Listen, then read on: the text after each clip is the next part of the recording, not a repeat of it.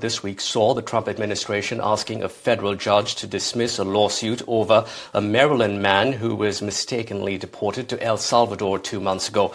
The U.S. Supreme Court has ordered the government to facilitate Kilmar Abrego Garcia's return to the U.S., but President Trump insists that Garcia is a member of a transnational gang. Fighting for Garcia is an Indian-American lawyer determined to bring him back. I caught up with Rina Gandhi, partner at law firm Murray Osorio, earlier this week.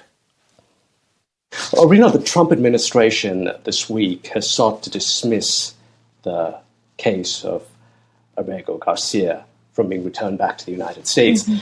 The argument being that he is in a foreign country, it's not in the U.S. jurisdiction, the U.S. court cannot do anything to really bring him back. What's your response to that? So the court has already reviewed these arguments. These are the same arguments that they have presented before, and the judge dismissed these arguments as not valid, as not persuasive.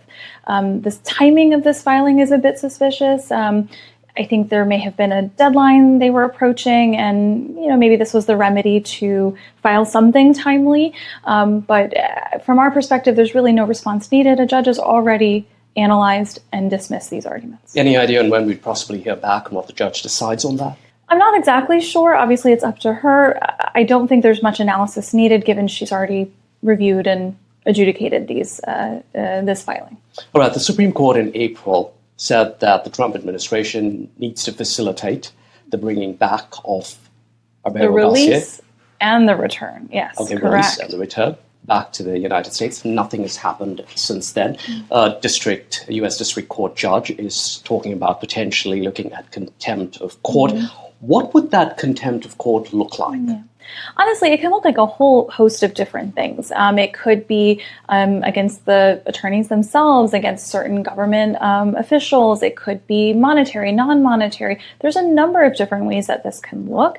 I think, though, that this judge understands the political nature of this case, understands the importance of this case, and is not trying to push where she does not need to. And I think she would use that sparingly and only as a last resort. And I don't know if we're there yet. In a scenario where you've exhausted all options, mm-hmm.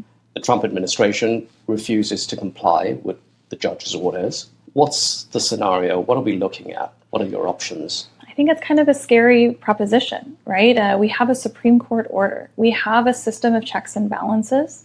And no president is above the Supreme Court, right?